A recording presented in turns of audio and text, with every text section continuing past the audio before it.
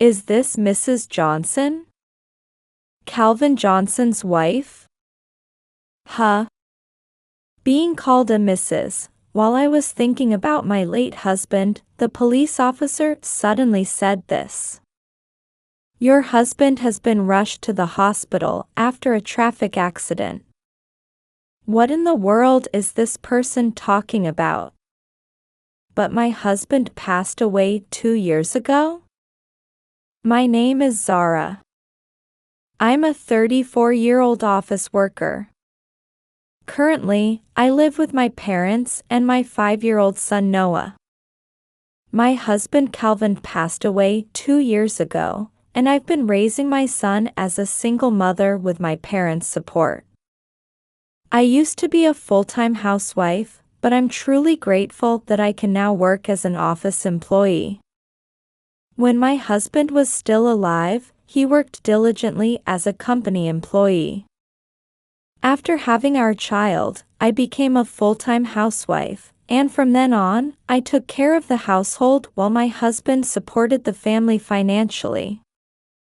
We both put our child first and maintained a fairly good relationship as a couple. I thought we would continue making memories together as a happy family. Then one day, my husband received an offer for an overseas assignment. Noah is still little, but I'd really like to try this. It's for 5 years, so I'd have to go alone. Would that be okay? True, since our son had just been born, I couldn't go with him. I understand. You can leave Noah to me. Thank you. Since it's overseas, I probably won't be able to come back often, but I'll do my best. Although I felt lonely, I decided to support my husband's desire to advance in his career. After that, I spent my days with our son while keeping in frequent contact with my husband who was working abroad. I thought I might get unbearably lonely without him, but since our son was quite energetic and running around everywhere, time flew by as I was caught up in childcare. When our son was a baby, he had terrible night crying spells and would wander off somewhere if I wasn't watching. So I had to keep my attention on him constantly, which made it difficult to communicate properly with my husband. With the time difference, my husband could only call when I was putting our son to bed or during mealtimes. Therefore, we mainly communicated through email, and we would have lengthy video calls on my husband's days off. Being so wrapped up in childcare, a year passed in the blink of an eye. My husband came home once during Christmas. How's the overseas assignment? My head feels like it's going to explode with all the new things, but it's fulfilling, and I'll keep doing my best. I see. Don't push yourself too hard.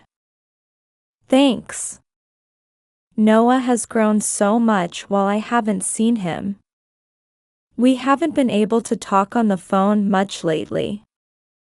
Children grow up so fast. Noah, it's Papa. Papa. Oh. Did he just say it, Papa? Yes. He did.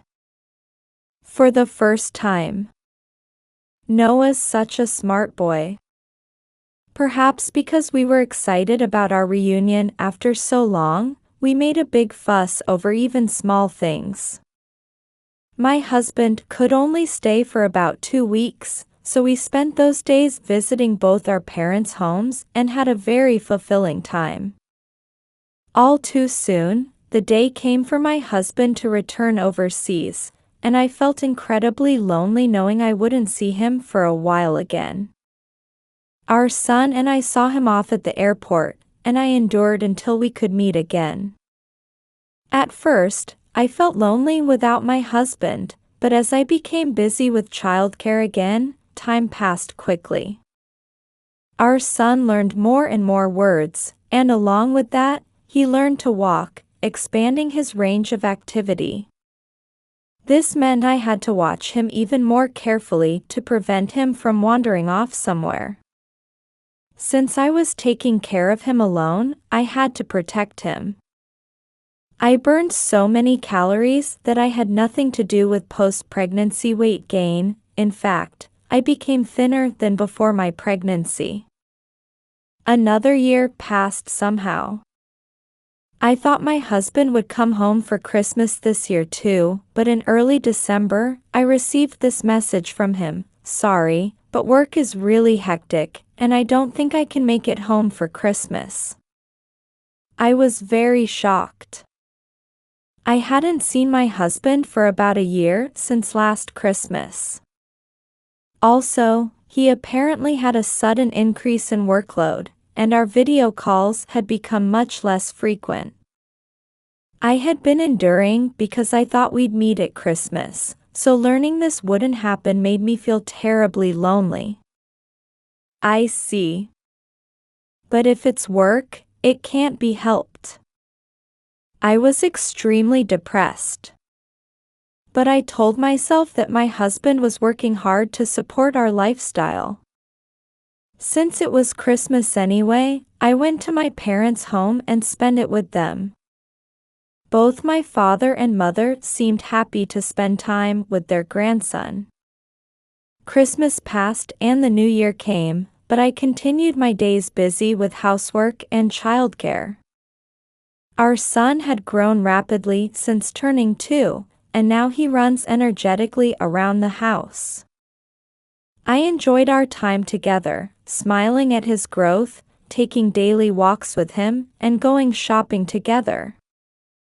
However, communication with my husband kept decreasing. He seemed extremely busy with work.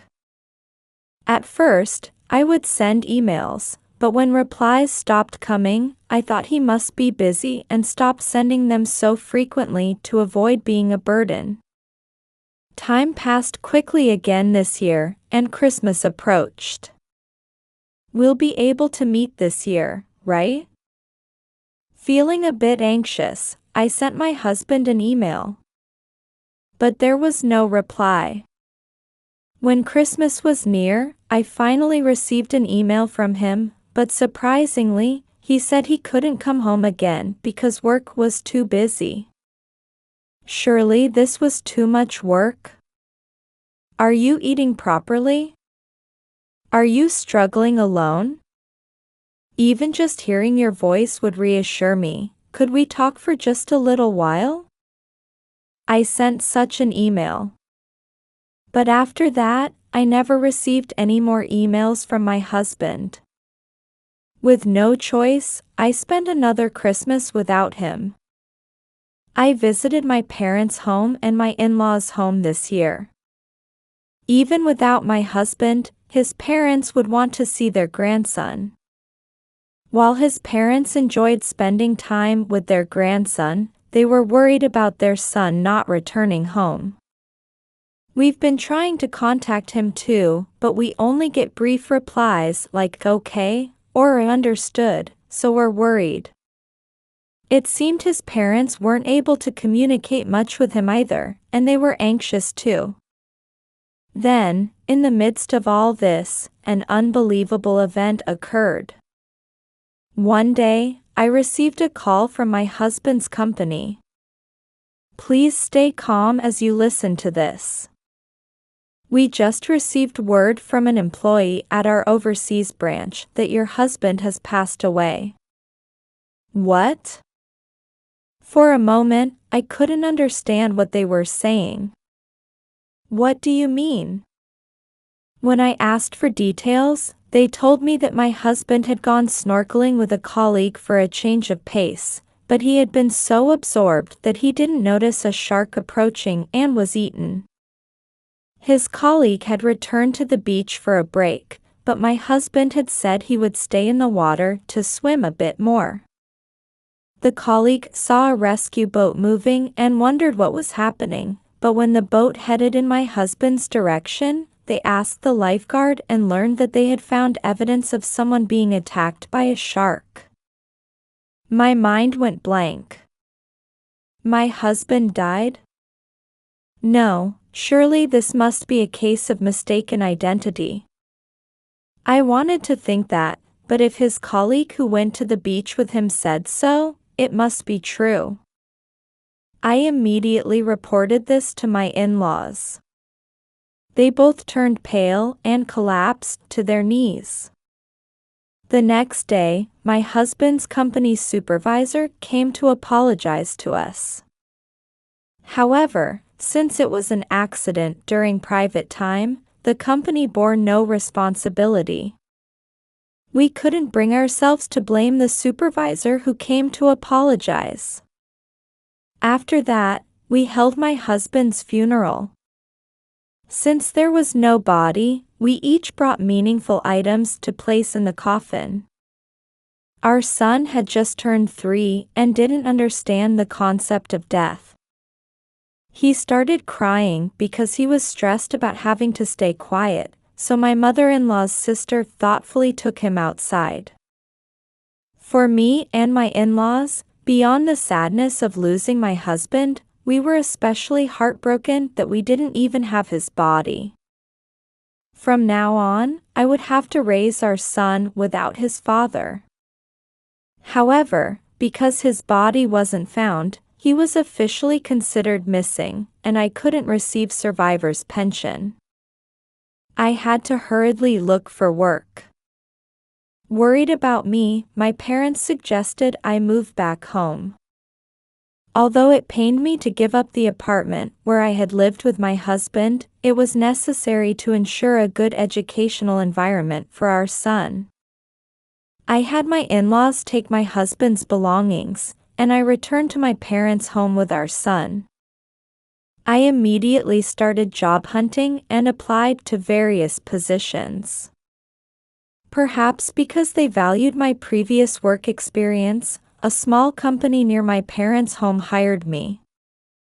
Initially, it was as a contract employee, with the possibility of becoming a full-time employee depending on my performance. I was grateful just to have found work and worked very hard. Sometimes I would suddenly be overcome with grief over losing my husband and cry for no apparent reason, but I kept pushing myself forward, telling myself I had to support my son. With my parents' help, I worked hard as a single mother. Days passed, and 2 years went by since my husband's death. Work was going well, and I became a full-time employee a few months ago. The salary is better than before, and the benefits are good, which I'm truly grateful for. Somehow, I managed to achieve a stable life. Then one day, I received a call from the police. "Hello, this is the police department." The police. "Is this Mrs. Johnson? Calvin Johnson's wife?" Huh? While I was thinking about my late husband after being called Mrs., the police officer suddenly said this: "Your husband has been rushed to the hospital after a traffic accident." What? What in the world is this person talking about?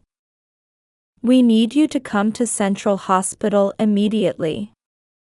As the police officer continued speaking, I interrupted and said, "But my husband passed away 2 years ago?" Eh? My husband died overseas 2 years ago. Dot. The police officer seemed confused. But I was also troubled by such a phone call. However, when we checked the personal belongings of the person we transported, there was an emergency contact number written on their driver's license. What? Not understanding what was going on, I decided to go to the hospital anyway. The name the police officer mentioned was definitely my husband's, which meant the person who was transported had my husband's driver's license. When I arrived at the hospital, I was immediately shown to a hospital room. There, sleeping on the bed after receiving treatment, was unmistakably my husband. I couldn't believe my eyes. How could my husband, who was supposed to be dead, be here? Is this man definitely your husband? Yes. He's definitely my husband. But I heard he had died. How? I was completely confused. I didn't understand why my husband was alive or why he had lied about dying. Although I had many questions, my husband had apparently been seriously injured in a car collision and was currently resting. I would have to wait until he woke up to get answers. But for now, I should contact his parents. I called my in-laws. They were so shocked they were speechless. They said they would come to the hospital right away. However, when I returned to the hospital room after calling his parents, there was an unknown woman hugging my sleeping husband while calling out to Calvin. I froze at this sight. I quickly took a video of the scene. The woman seemed to think they were alone in the room and was talking to my sleeping husband. I came back to the country with you so we could get married. You said it had been 2 years, so surely your wife would file for divorce. You can't die before that happens, okay?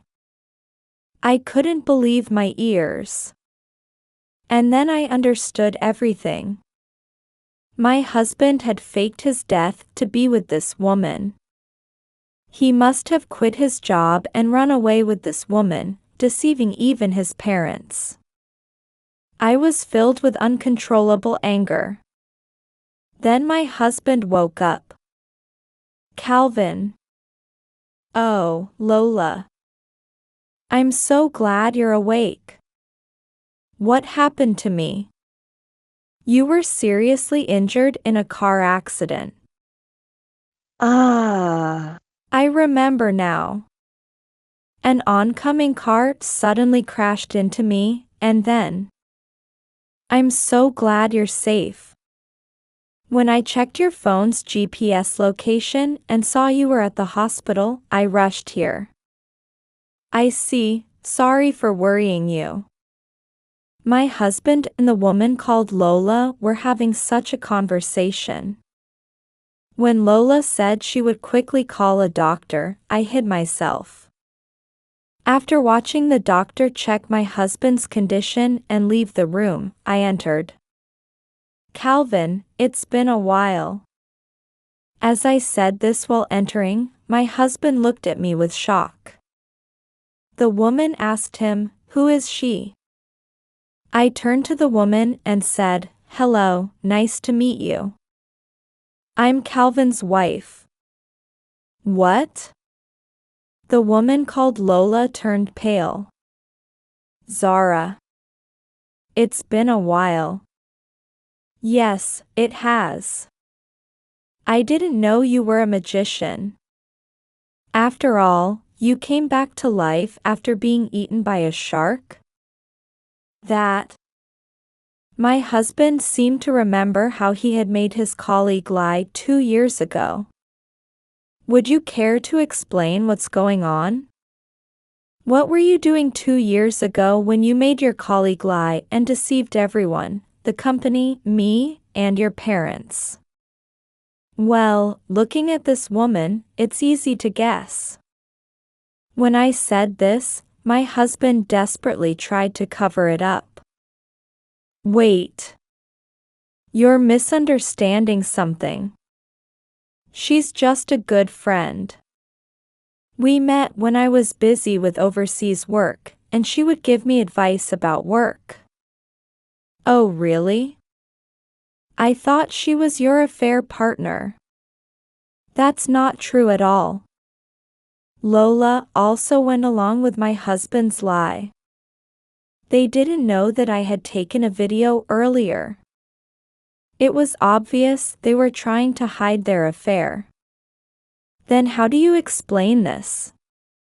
I showed them the video from earlier. It perfectly captured Lola's statements proving their affair. It's terrible that you secretly recorded this. Who's really terrible here? Involving so many people and making them sad. You need to properly understand the weight of your crimes. What you two did is far worse. When I raised my voice, my husband and his affair partner cowered. At that moment, my in-laws arrived. Calvin, what is the meaning of this? Dad, Mom. What have you been doing? My husband became even more flustered at his parents' arrival. We heard everything from Zara before we came here. What you did is despicable. Faking your death to run away with someone, what were you thinking? I'm sorry. My husband seemed to give up trying to make excuses and surrendered. He admitted to his affair with Lola. He said he had gotten his colleague to cooperate in faking his death to avoid paying settlement money. I was completely disgusted with my husband. And I didn't want to talk anymore. I left the lecturing to his parents and decided to take legal action. First, I demanded a divorce through a lawyer. Furthermore, I claimed compensation from both my husband and his affair partner. Of course, I also demanded child support from my husband. I also claimed the funeral expenses that we had needlessly incurred for him. As property division, I claimed rights to the house we had lived in and the living expenses that should have been provided for the past 2 years. My husband was also apparently sued for damages by his company for deceiving them. His current debt must be enough to make him want to die. Although his parents paid on his behalf, my claims alone amounted to over $100,000 including child support. Adding the damages from his former company, I think it's an amount he won't be able to pay back in his lifetime. His parents said they would cover the payments to me but wouldn't cover the damages to the company. So my husband will have to work desperately to pay it back. Apparently, Lola quickly dumped him when he became so deeply in debt. Well, that doesn't matter to me. Meanwhile, I continue to live at my parents' home, watching our son grow up together with them. I'm saving the settlement money and child support for our son's future education expenses, and I'm working hard at my job to protect our son's lifestyle.